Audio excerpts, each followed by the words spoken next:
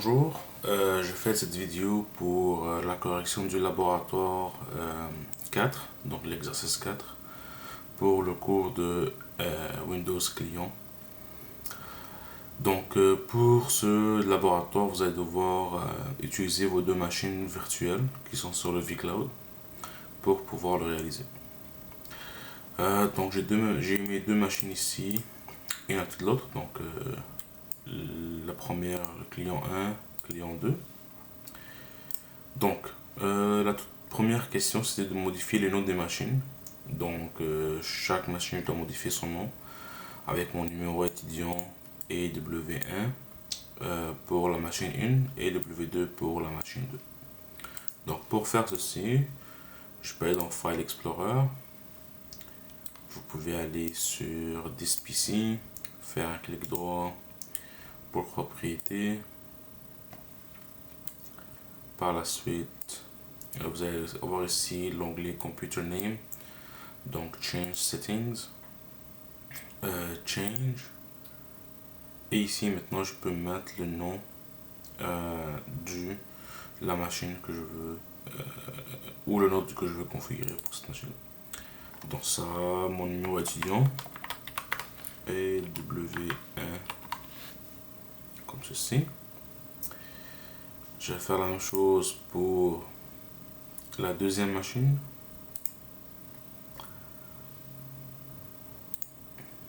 Donc, this PC, je fais un clic droit, propriété.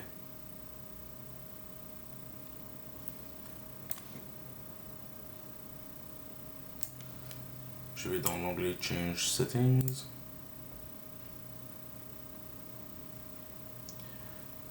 Change, et ici, ça va être mon numéro étudiant W2.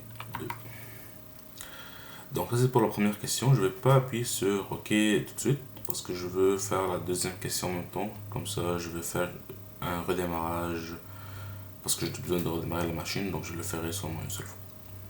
Donc ici on dit que on va ajouter la première machine au groupe de travail ayant notre numéro étudiant. Même chose pour la deuxième, et une fois que c'est fait, on va redémarrer et faire un ping entre les deux pour vérifier que les deux puissent communiquer ensemble.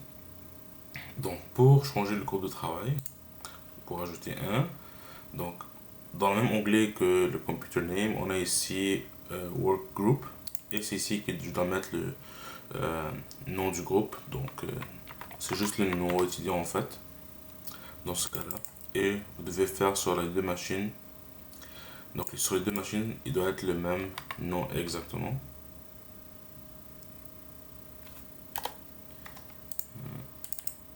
Oups. Donc 268, 1868. Ah, j'ai fait une erreur. Donc 268, 1868. Et une fois que je suis content avec les valeurs, j'appuie sur OK. Faire sur la deuxième machine aussi. Et ça va dire bienvenue au 2681868 groupe de travail. Je dis OK. Je dis OK. Donc là je vois que le computer name a été changé. Le groupe de travail a été changé. Et maintenant je peux cliquer sur close. Donc là ça va me demander de redémarrer. Donc je vais redémarrer l'ordinateur. Même chose ici. Donc j'appuie sur OK. OK. Et je fais close pour faire le redémarrage. Donc ça c'était la solution pour la question 1 et 2. Maintenant la question 3.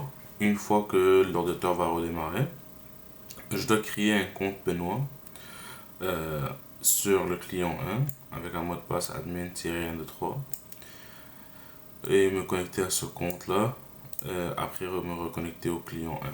Donc ça c'est pour préparer l'environnement de Benoît en fait. Donc je vais attendre que la première machine s'allume. Donc elle vient de s'allumer. Je vais mettre ici un à côté de l'autre. Le mot de passe c'est admin-123. Et juste avant de créer le compte, je vais faire le test du ping entre les deux, juste pour vérifier que les deux sont encore puisse encore se communiquer ensemble. Donc je peux ouvrir mon CMD, donc le CMD.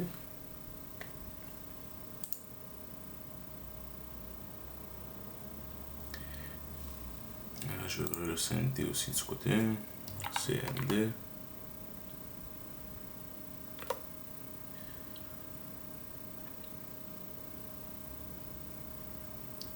Et je peux faire IP config. Donc voilà l'adresse IP de ce PC. Donc ici je peux faire un test de ping 172.0.255.21. Donc je vois que le ping fonctionne très bien. Donc je peux maintenant poursuivre avec les autres étapes. Donc je vais fermer ça ici. Donc maintenant je dois ajouter le compte de Benoît. Donc je peux venir ici, faire un clic droit. Computer Management sur le client 1. Je vais dans Local Users, dans l'onglet Users, et je vais ajouter un new user qui s'appelle Benoît. Donc le mot de passe va être admin-123 admin-123 admin-123 c'est ici que je fais là, admin-123. Donc je veux pas que l'utilisateur change le mot de passe quand il va se loguer. Je veux pas que l'utilisateur puisse changer son mot de passe et je veux que le mot de passe n'expire jamais. Donc c'est des options que vous pouvez mettre si vous souhaitez. Par la suite je vais cliquer sur Create. Donc une fois que il est créé, je devrais le voir ici. Et maintenant pour me connecter au compte de Benoît, je peux cliquer sur l'onglet Windows ici et je vais voir le compte Benoît. Donc je clique sur Benoît et je rentre le mot de passe que j'ai créé. Donc c'est admin-123.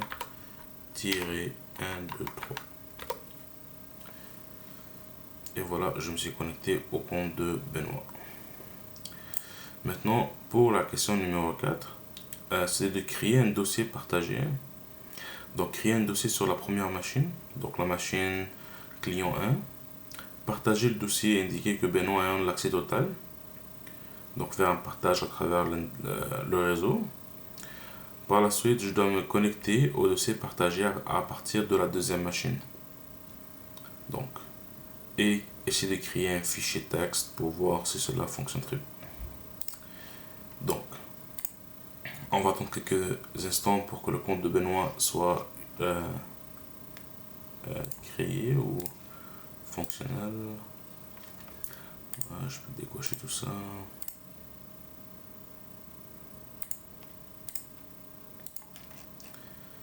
Accepter.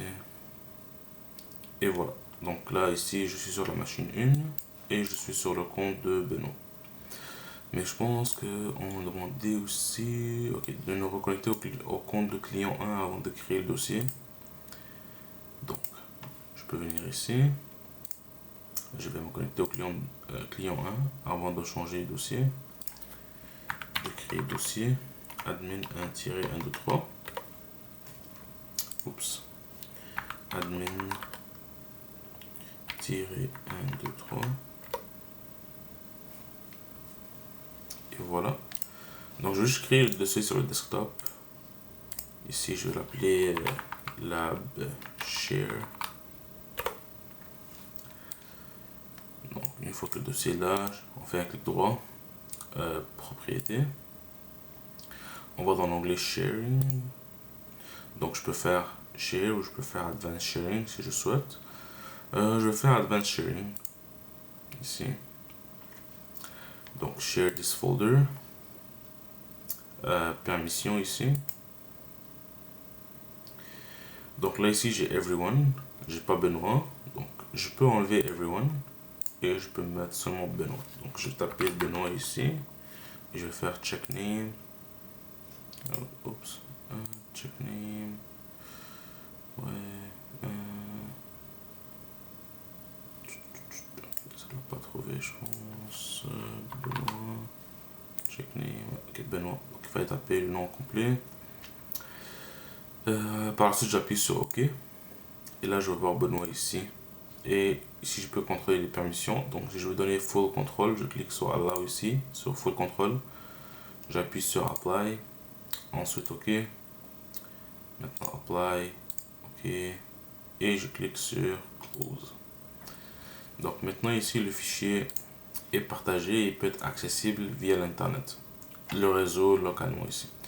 Donc, je peux aller ici sur le client 2. Donc, je suis sur le client 2. Et je peux aller dans le Run.